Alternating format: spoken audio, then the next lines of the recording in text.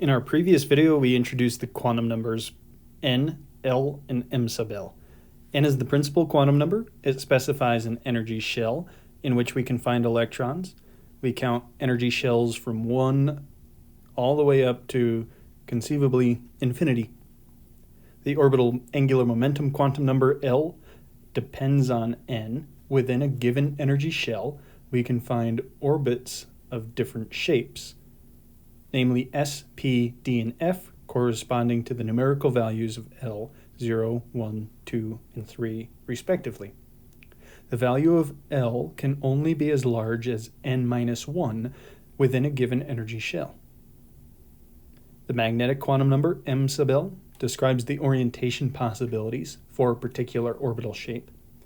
The value of m sub L ranges from negative L through 0 to positive L.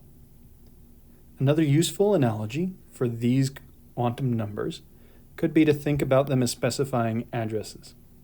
A magnetic quantum number is like the house number for an electron. It's a very restrictive, narrow quantum number. The orbital angular momentum quantum number L is sort of like the street on which an electron's house is found. And the principal quantum number N is like the city in which that street exists. But just because we know a house number on a particular street within a particular city for an electron in a given atom does not necessarily mean that we'll always find an electron there, and it does nothing to help specify how many electrons can fit in a house in the first place. In order to do something like specify how many electrons can reside in a particular house, we need one final quantum number, a fourth quantum number. This is called the spin magnetic quantum number. And it's similar in concept to the magnetic quantum number m sub L. And we're going to give it the label m sub s instead of m sub L. This quantum number is perhaps the most nebulous of the four.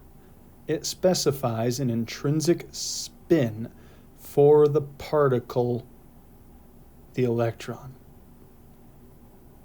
An electron has an intrinsic spin.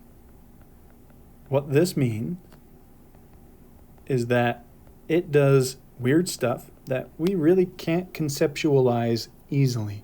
We don't have a good macroscopic analogy for what this means. The best we can do is say that given the electron's characteristics as a so-called fermion, it's capable of having half-integer spins. For our purpose, what that means is an electron can spin up, which we depict with an up arrow, or it can spin down, which we depict with a down arrow. We're going to use up and down arrows to distinguish electrons, and it turns out that these are the only two possibilities for an electron in the first place. Like the other quantum numbers, we can assign numerical values to these intrinsic spins. We can say that any time an electron spins up, m sub s, the spin magnetic quantum number, is positive 1/2. And any time an electron spins down, that quantum number is negative 1/2. These are the only two possibilities for this fourth quantum number. Think about this quantum number as specifying how many electrons are in a given house. This tells us the number of occupants within a given house, on a given street, in a given city. At most, electrons can pair up. There can be 2 electrons in a given house. No more. There could be 1, and there could be none, but never more than 2.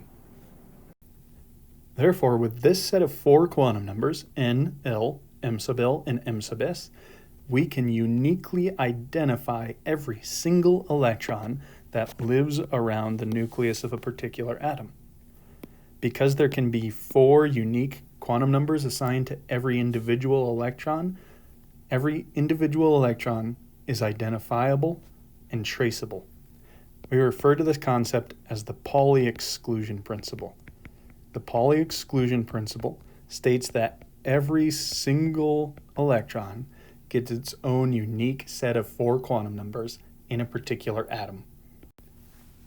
Therefore, we can describe every single electron on the basis of the room that it's in a particular house, on a particular street, within a particular city, for every single atom. The hierarchy or order in which we describe these electrons' addresses come from the order in which electrons begin to occupy them in the first place. And electrons, like the rest of the universe, are lazy, and so will never occupy high-energy orbitals when they don't have to. Typically, what we'll think about is electrons occupying orbital shapes within given energy shells, and we'll count up the number of possible occupants across all possible orientations in those given orbital shapes on particular energy levels. A mnemonic device that's useful for figuring out which order of energy fills up first, in other words, which houses on which streets in which cities get occupied in what order, is the Aufbau filling principle. This is from German for building up. In order to deduce what order our electrons will begin to occupy orbitals in, we're going to map out all possible orbitals for electrons. We're going to do so by listing first the energy shell that an electron could be possibly found in. That's n. Remember, our principal quantum number gives us our energy shell. And secondly, we'll designate the orbital shape by the orbital angular momentum quantum number, S, P, D, or F.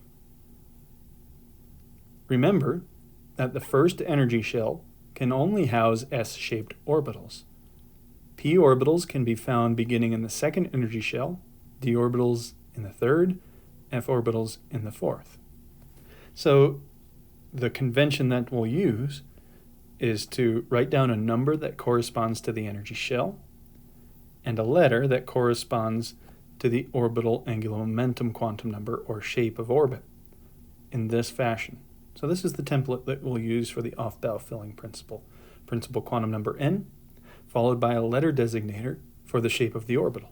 For instance, in the first energy level, energy shell number 1, we can find S-shaped orbitals. Remember, our limit for L is that it can be no larger than n-1. In the first energy shell, n equals 1, n-1 is 0. 0 corresponds to S. 1 to P, 2 to D, 3 to F.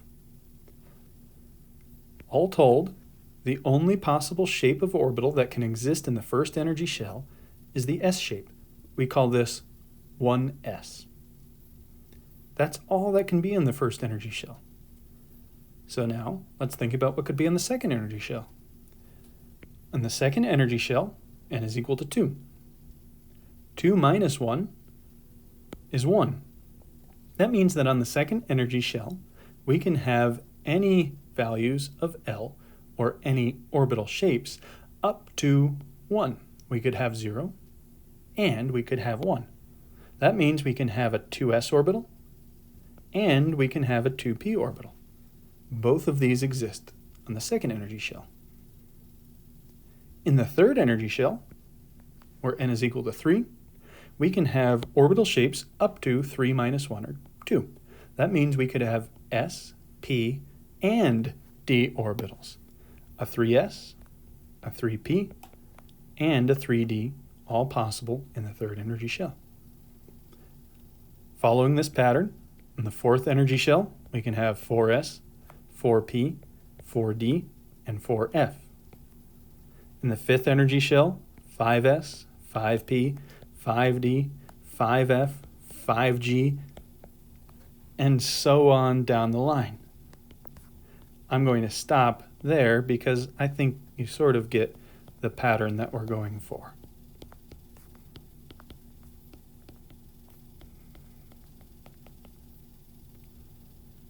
Now, what we're going to do is determine the order in which these orbitals rank in energy.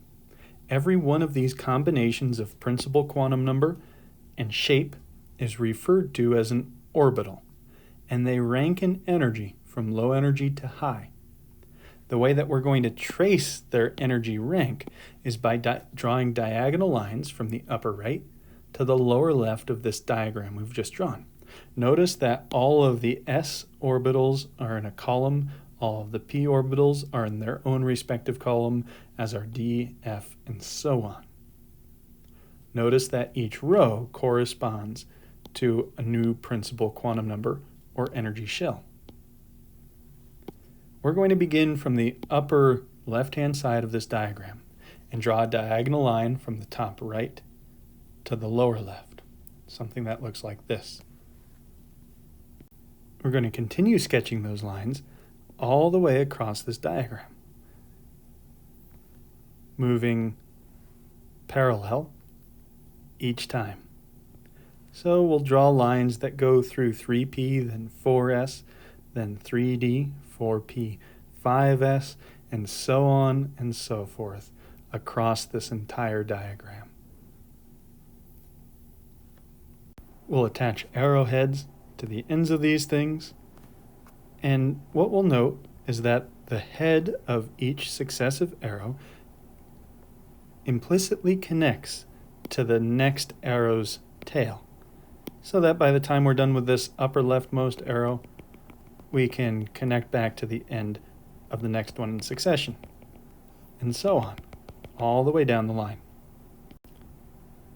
The order in which these orbitals are traced out by these arrows and dashed lines connecting heads to tails of arrows give us the order in which the energies of these orbitals increase.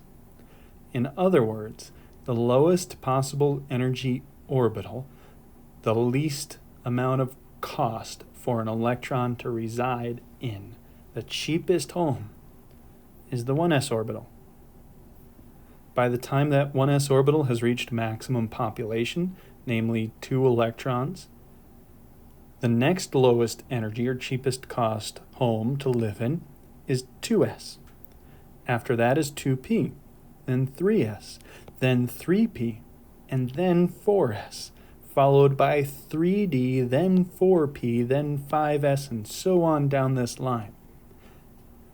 This is the order in which atoms will place electrons into orbitals in order to generate a so-called electron configuration, a map of the address of each and every electron that surrounds a particular atom in its ground electronic state, or lowest energy state. There are two conventions that we use often to describe or depict electron configurations: the order in which electrons fill in and which orbitals are filled in as electrons occupy orbitals around the electron cloud. One way to depict an electron configuration is to draw the n principal quantum number, the L letter designator, S, P, D, or F, and describe how many total electrons fit in as a superscript off to the right-hand side. For example, for 2 electrons occupying an s orbital in the very first energy shell, we could write the electron configuration as 1s to describe the orbital that's S-shaped in the first energy shell, and the superscript 2 to depict the total number of electrons living within that orbital. 2 electrons in the 1s orbital. That's what this picture represents. An alternative means by which to depict the same information is to use a box that mimics the analogy of a house that holds electrons. A box with up and down arrows.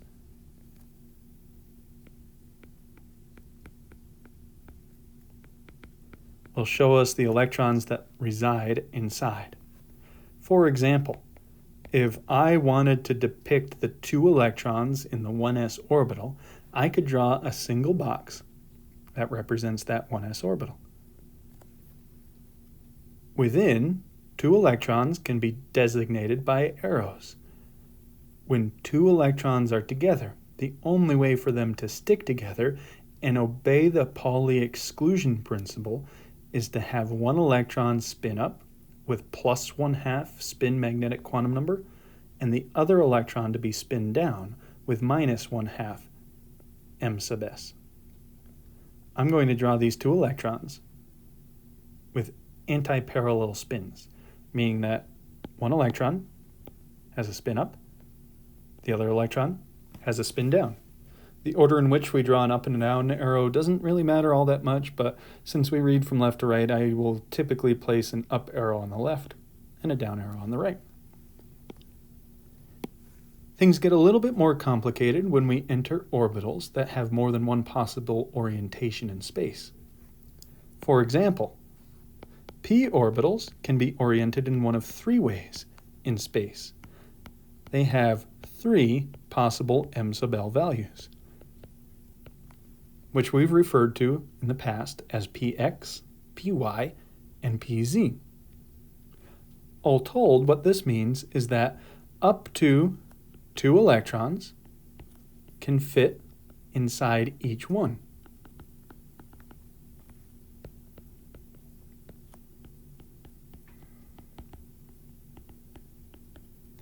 Therefore, in a p orbital, we can fit up to 6 electrons in total. Up to 6 electrons can fit in p orbitals. Think about p orbitals having multiple orientation possibilities as being more of a suite than a house. We can depict that suite with a 3-room compartment. When we draw a box diagram for p orbitals, we're going to draw it in such a way that we have 3 distinct compartments. Perhaps this is a 2p orbital. Suppose that an electron configuration has 3 electrons in that 2p orbital. Using the longhand convention, we would depict that as 2p3. With arrows, we can draw 3. The way that I will draw these 3 arrows is to give each its own compartment. Think about it this way. Suppose that you're an electron. You get to a suite that has 3 rooms in it, and you get to pick your choice of empty room. The first electron takes its own room. The next electron that comes by doesn't want to have to bunk up with the first electron if it's not required to. There's an empty room right here that electron could take all for itself. And likewise, the little third electron that enters this suite gets to have its own room. It doesn't have to share with either of the other 2. This is energetically favorable for the electron. Another way to think about this is that we'll always fill our degenerate or energy similar orbitals with individual electrons to the extent possible before we pair up.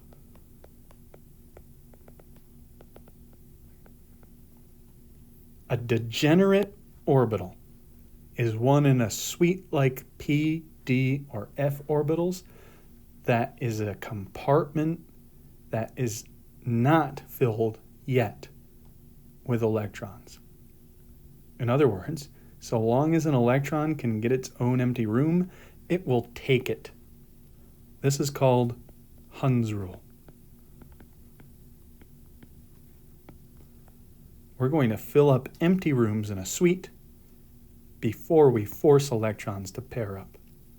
As soon as a fourth electron enters this p orbital and we have a 2p4 configuration, now we have to begin so-called spin pairing. In a compartment with 3 rooms, the first 3 electrons can get their own room, and by default, I will draw these electron arrows as pointing up, but their actual direction is arbitrary until they start to spin pair, or get roommates. The fourth electron, I'll by default put in the left compartment, although it could ostensibly go anywhere. And I will always make sure that as soon as I start pairing up electrons, 2 electrons that occupy the same room are spin paired so that they have anti-parallel spins, one pointing up and one pointing down. This is what a 2p4 configuration might look like.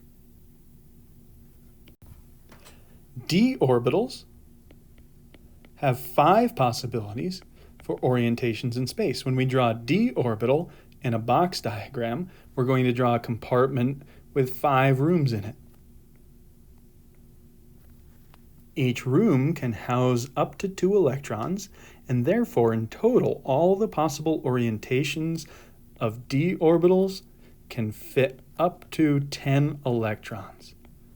Following Hund's rule, electrons will get their own room until they're forced to spin pair. Electrons would really like to have their own room when they can. For f orbitals, with 7 possibilities for orientations, we would draw an electron box diagram that's got a compartment with 7 rooms in it.